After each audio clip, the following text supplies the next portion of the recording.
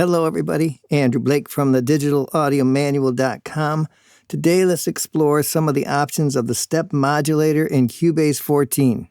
So we've had Cubase 14 for a little while now, which introduced all the various modulators as a new feature set. And I think in general, the concept of modulators can be a confusing subject for a lot of people. Thinking about what are these modulators? What can they do? What value do they have for you and your productions? I want to show you a couple ways you can dig into these things and get comfortable with them, which then will lead you to thinking about ways that you can actually use these in your own productions.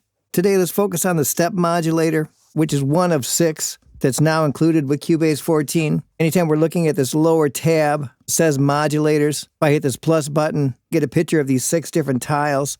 The LFO, the envelope follower, the shaper, the macro knob. When we're going to look at the step modulator, and then there's this mod scripter. If I click on the step modulator, I get a picture of something like this. Let me give you a little sound example. Some of the things this can introduce to our basic sounds. Right now it's bypassed on the simple synth patch. And if we play it, we have something like this. If we turn on the step modulator, some of the settings I put in here, then it changes it into this pulsing sound source. It's quite a bit different from the untouched sound.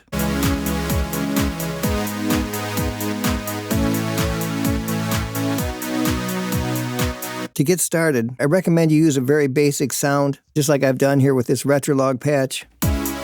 Of course, you can use anything, but using a simple sound allows you to focus in on the actual parameters of your modulator. And then as you gain proficiency, you can use more complicated sounds. So in this case, with our sound selected and our lower zone opened, once again, I click on the button for the step modulator. And the first thing I recommend you try to do is just click in this basic screen. It shows all the steps. And wherever you click, you're going to see a step show up. Now, these steps can go higher or they can go lower than this main line in the middle. If you click and drag over any step, it will shorten or change depending on where you draw it.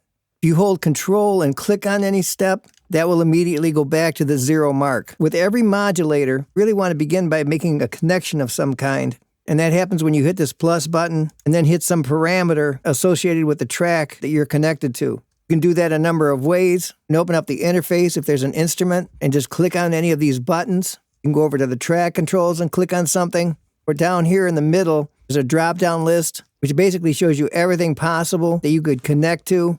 And then you could choose something out of this list. For our example, I'm going to go over and hit the fader for the actual track. The minute I do that, this knob, depending on where I move it, will also change the fader level. In essence, these both become one and the same. Now, listen to what happens if I click in here and just put a single step in. I'm going to play the example and then click.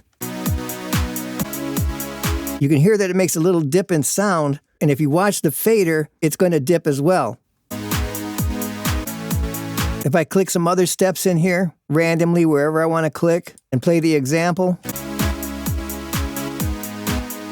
then I'm going to get variations on the sound. It's really just a lot of fun to simply make different patterns by clicking randomly and listening to the results. If you want to start completely over, you can hold your Control key down and then just click and drag along the 0 mark, and everything will return back to 0 again. The next thing I'd offer as a suggestion is for you to focus in on this option that gives you the number of steps. Right now it shows 16. I'm going to set up just a 1-bar loop. And listen to what happens as I adjust this over this 1-bar loop. It goes through 16 different steps over that 1 bar. And you can hear the differences you make as you add these. I'm going to erase these. But watch what happens if I spin this down. Now it just says 2 steps. And listen to what happens when I adjust this.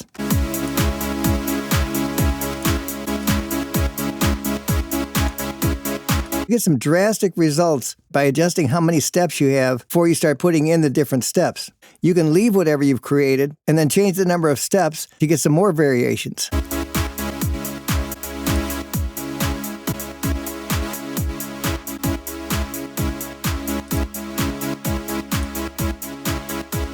Listen to what happens if I spin these steps from 12 all the way up to their max of 32, and then increase my loop from this 1-bar loop all the way to 4 bars. You'll then get areas where the patterns will play, and you'll get areas where the patterns won't play. And you get some great results like this.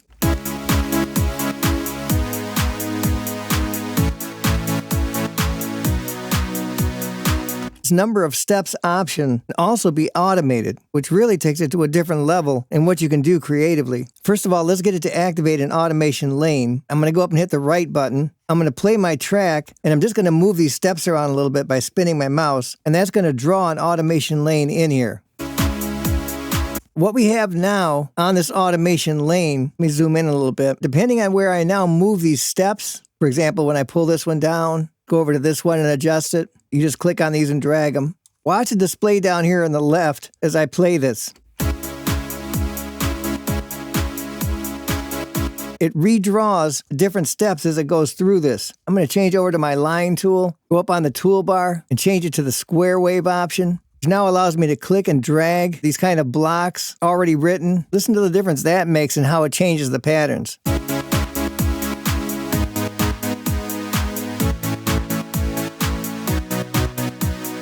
Quite a difference from where we started with just a basic sound. And the next thing you want to consider is that you don't have to use just one modulator. At any time, you can go to the option to add a modulator. Of course, you can add any of these. If we add another step modulator, make a different connection, I'll go to the list, I'll choose my retrolog, take the option for the filter cutoff, and open the instrument right from this panel. And as a reminder, keep emphasizing the point that once you make a connection with these knobs to whatever you're trying to connect to, in this case, the cutoff on the synthesizer, when I turn this knob, it's now going to affect the cutoff.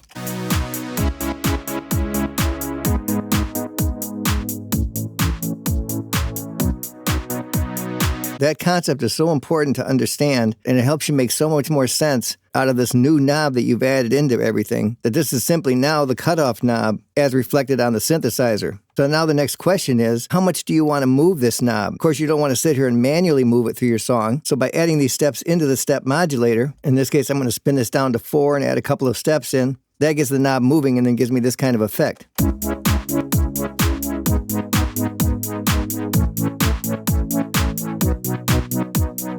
And I can begin experimenting, adding different steps, changing these steps around, and everything I change or add in here is going to alter the way this cutoff knob is being moved on the synthesizer.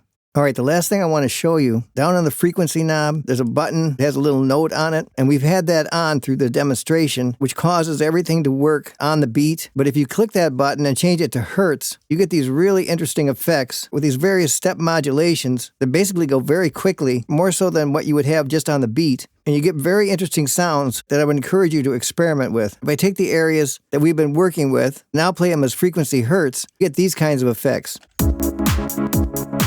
Listen to what this one changed into. Just really dramatic sounds compared to just being on the beat all the time. Almost fragmented. If we play a little sample now, we have a real dramatic transformation.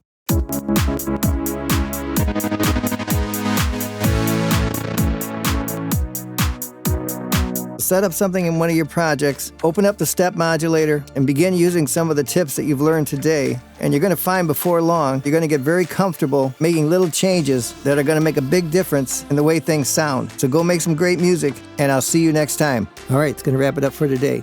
As always, if you haven't already, click the link in the description of this video to learn how you can get access to the all-new Digital Audio Manual Preferred. It's the clear, step-by-step solution showing you not only the tips, but all the secret and typically never talked about features that'll take you to a higher level of using your software. If you've been searching for an all-in-one solution to take you from start to finish and learning Cubase and Wavelab and other music software, this is exactly what you've been looking for. So click on the link in the description and come and be part of the clear path to a better learning experience. So today we talked about the step modulator, one of the modulators included with Cubase 14 now. We got into the basic concepts of what the step modulator can do, and we heard some sound examples. We began adjusting the steps, and we learned how to automate some of these parameters. We talked about using more than one step modulator at a time. Then we finished off talking about using it on the beat or turning the beat off and using the hertz option. And we'll continue to explore all our different creative options and the tools that we have available to us. As always, it's great to have you guys here, and I'll see you on the next video.